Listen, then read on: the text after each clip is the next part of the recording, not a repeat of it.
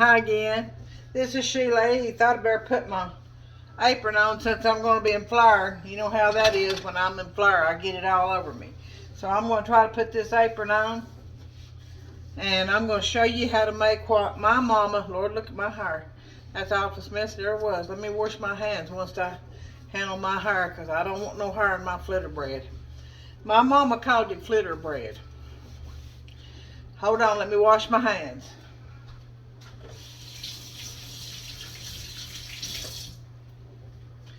Alright guys, I'm back. So, I don't know what it is. I don't see how it could have much calories. You can look on your bag of flour.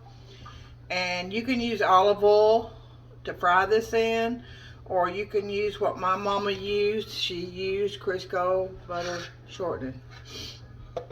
And so I want to start with turning my stove on. I'm going to get my stove on a little bit warm. Put my shortening in there. And I'm going to start out with about this much. Let's see. I just don't hardly measure, folks. So we're going to say that's probably a good tablespoon. And I'm going to set that right there just in case I need more. Got this right here. And I'm going to try to fix you without cutting you off to where you can see the skillet. Okay, got you right here. Okay, see that skillet? So, and I got my bowl. And I got my flour, and this is white lily flour. You all know I don't use nothing else but white lily flour. So I'm going to start out, this is a half a cup scoop. So you see it's a heaping half a cup, so it's probably 3/4 of a cup. I'm going to do, because my husband said he would eat them. I might have a bite, of course I love them. Here's another one. So we're going to start out with that right there, and all I'm going to add is I'm going to start getting me a cup of water out of the sink. Cold water, folks.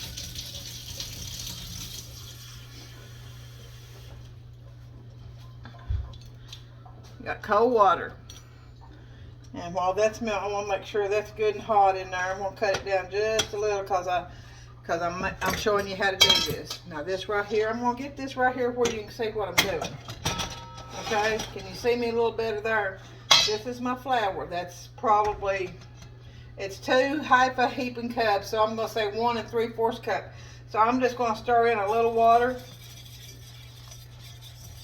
And then I'm going to keep stirring until I'll show you the consistency you need. Probably we're going to put that whole cup in there. And I'm just going to stir it. And I'll show you the consistency. It's like almost like a pancake batter consistency. And I can see right now it's going to need more water. And that was probably a cup 3/4 to 2 cups of flour. And I'm going to put a little more water. Set that right there. Because that's not the consistency that I want it to be right yet. So I'm taking a good strong fork and I'm stirring that. And Stacy, my brother, I hope you're watching this and I want you to try this. So I'm going to put just a little bit more water. And then I'll show you the consistency that you need to make what my mama called flitter bread. I don't know of anybody else. I've never heard of nobody. The closest thing I've ever seen is like the India flat bread, but this is not flat. And then I want to think about when the Lord had bread. You know, our Lord Jesus, he was just made out of probably flour and water, and then they fried it over on the outside on a griddle over an open fire. And then they would take maybe olive oil and dip it in it with some seasonings and eat it that way. So right here is your consistency.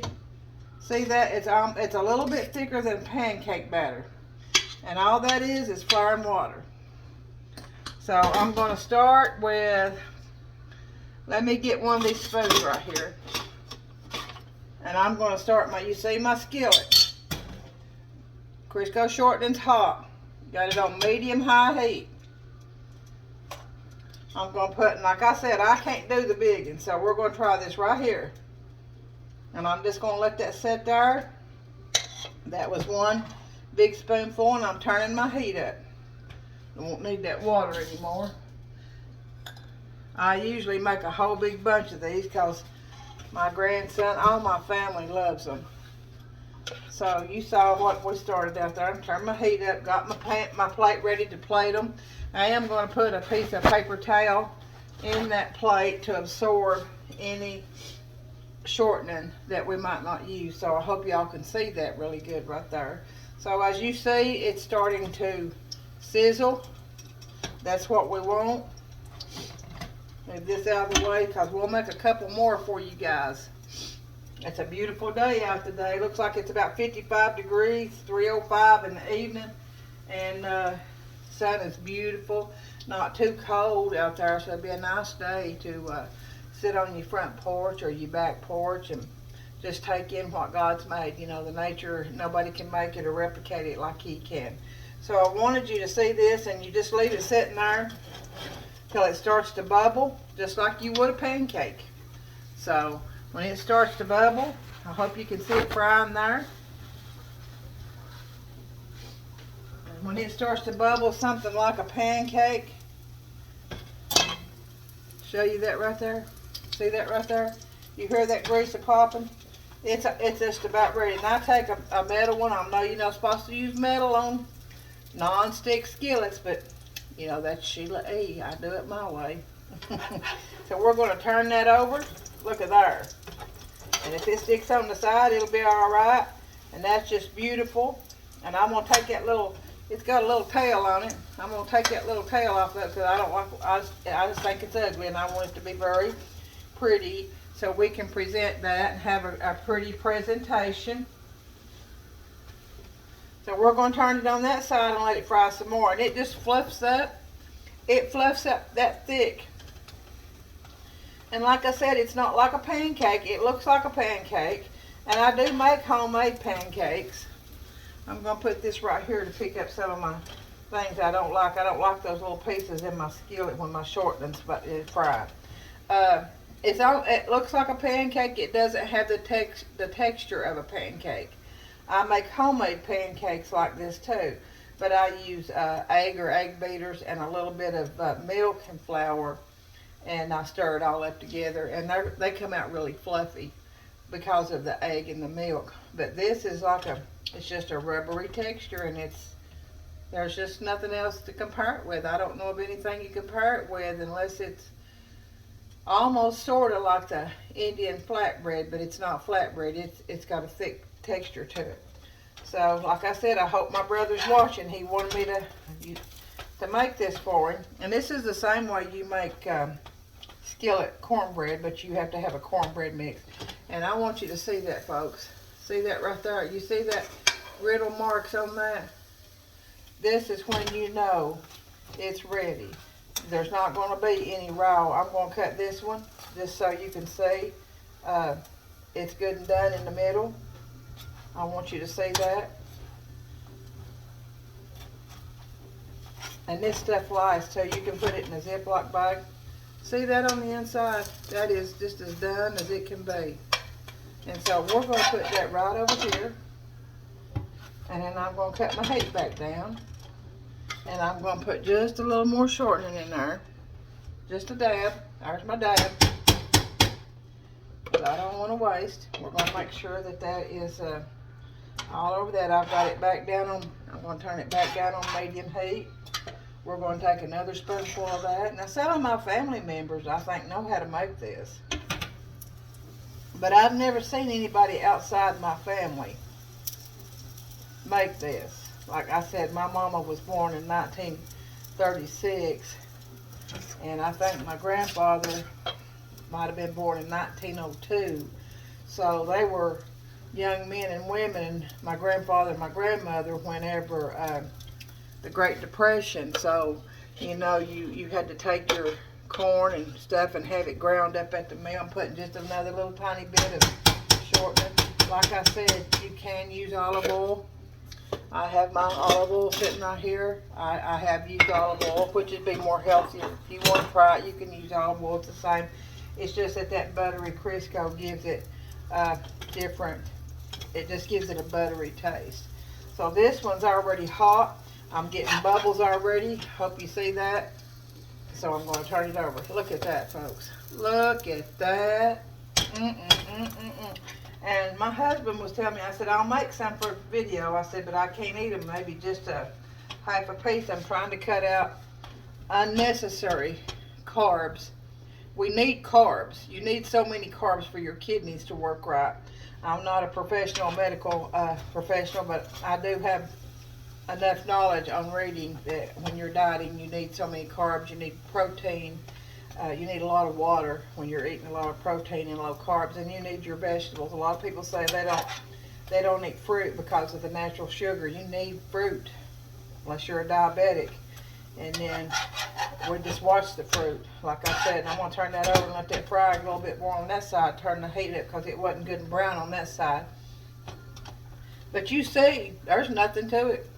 I mean, if you use olive oil, it's going to be a lot healthier. And this time when I think I might have enough for one or two more. Instead of putting the Crisco, I'm going to use olive oil. And I will show you what type of olive oil I use. Let's see if I can find it right here. Right here it is. This is the type of olive oil. I can't even pronounce that name. Pompein, extra virgin olive oil. This is what I use and I fill my bottle up with. And that's the one I've used for years. And it tastes good. Some olive oils you can get, they leave an aftertaste and I don't like that. So anyway, this one's brown. You can see this side of it looks different than this side of it. So that one's ready. We're going to put that one right there. And I'm going to put olive oil this time so y'all can see. I'm going to drizzle olive oil. And it will do just as good in olive oil, which would be more healthier. Alright, here we go. I'm just using that one big spoonful. And I'm sort of taking my spoon and I'm just sort of spreading it out a little bit. You know, I have made them as big as this skillet right here. That's when I wasn't watching my calories, folks. I hope you all enjoy this. I'm going to try to put some fried cornbread on there next. My husband says he'll take care of that too. Of course, he's tall and thin, and he don't have to worry about the calories. So I'm going to turn that back up again. I'm going to drizzle a little bit more olive oil. You don't want that to be dry. He's tall and thin, and he just about eats what he wants to. He gets up eating, and he goes to bed eating, and I get fat watching him eat. But I do love to cook, folks. I love to cook, and I'm glad he loves to eat, and I'm glad that the Lord sees fit not to let him be heavy, you know, because it does run his family too. So we're getting a few bubbles here. Just making sure to keeping your skillet. I'm going to put a napkin over top of that Flitter Bread because I want to keep it heated. And another thing, when you put a napkin or you put a hand towel over your bread, I wanted to tell you that too. A cornbread, biscuit bread, or even this Flitter Bread, when you do that and it's hot, it holds the steam in. And it makes it so soft, and it just does something to it. It keeps it from getting dried out and hard. So anyway, I've got that there. Here's my third one. You see it turned out just as good with the olive oil as it did with the Crisco. Olive oil is very expensive. It's more healthier for you. Crisco is pretty expensive, you know. Everything's getting expensive. I don't have them throw this away. I don't think I'll need that. Only had 2 little crumbs when we first started there. Looks like we're going to have about 4 of these Flitter Breads. Don't that look good, folks? It just brings back memories for me. And I know it will my sister. Give a shout out to my sister who works at the bank, a local bank in our town that we grew up in. And her name's Angela, and we call her Angie. And then my little brother named Stacy. And then, of course, I did give you the video the other day of one of my brothers who is deceased. He had passed away in 1980, and I do miss him, but he did leave me a recipe. He made up himself because evidently he knew I'd love it. And his name was Johnny, but we called him Bub. He was my bubber, you know, he's my bubber. So anyway, there's that one. It was made in olive oil. You see the back of it, different lines in the front. So I'm going to put this over there, cutting the stove back down on medium. If you don't cut your stove down, it just sort of burns your oil. So I'm going to put some more olive oil in this. And then I'm going to try to use every bit of this slice that I have. It looks like it's going to be just a little bit more than that spoon, but we don't care. We're going to use it. We don't waste stuff. We're going to get every bit of that stuff out of there. Okay. I'm going to set this over here, run some water in it. There won't be too much of a cleanup. I'm telling you folks, you would love this bread. It just, I don't know. I can't explain it. It's just, it's a comfort bread. And I'll try to look it up and see how much calories that our white lily flour has in a cup and 3/4, and then divide it by 4, because all we're using is flour and water, and then whatever you decide to fry it in. You can't bake this bread. You can use olive oil or any oil of your choice. Crisco. I don't think you can do it in butter. Butter burns too fast. So we're ready to turn this one over. It looks like it's bubbling. Oh, that's beautiful.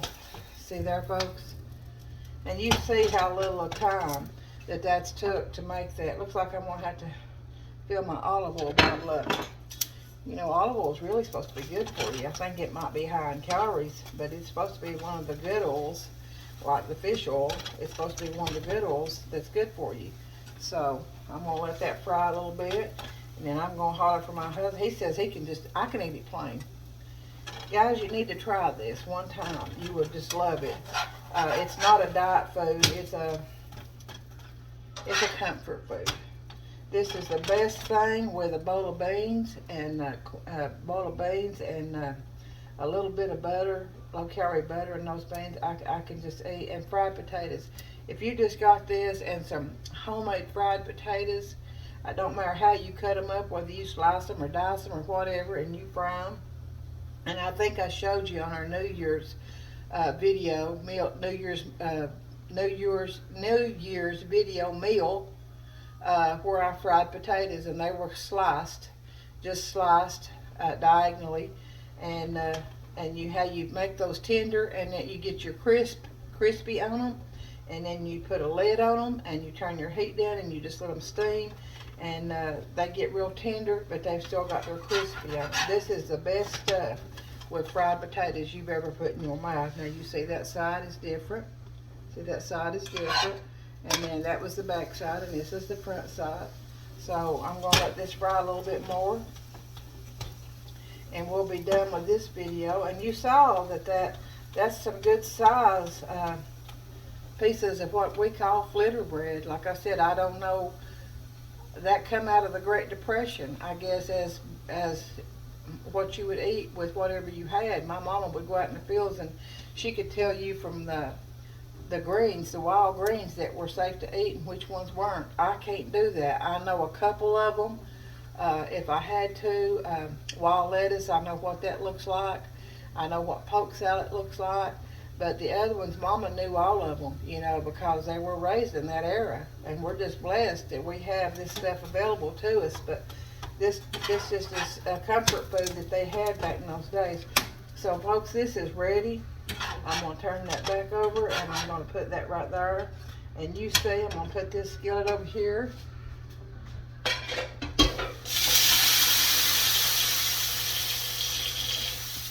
And you see, folks, that this is, how long that took, didn't take no time. And just look here. I mean, it's delicious, and it's called Flitter Bread, and this is something Southern from, I want to say, probably back in 1930s they come up with this, because Mama always knew it and always made it because her mother did, and I think her grandmother did. So, you know, and that was back in the late 1800s when her grandmother made that. So anyway, folks, maybe just another video here in a little while, and I'm going to cover this up so that'll stay good and warm and soft for my husband to have. And they just come in, if they're not on a diet, they'll just come in. If I've got Flitter Bread, and they'll just go, even my grandson, he'll go, "Woo wee, Mammy, is that Flitter Bread?" And I'll say, "Oh yeah." He said, I gotta have some of that, so I may send him a piece. He's working today, so I may send him a piece, put him a couple pieces in a Ziploc bag and have it as a surprise in his car. So hopefully, or maybe his dad can run him a piece down there. But anyway, folks, that's Flitter Bread. If you need the recipe, ask me for it in the comments. I'm going to put this on Facebook. Also, I'm going to put it on YouTube as Sheila E. Down Home Southern Cooking. And this is called Flitter Bread. All right. Thank you all. May God bless you. See you soon.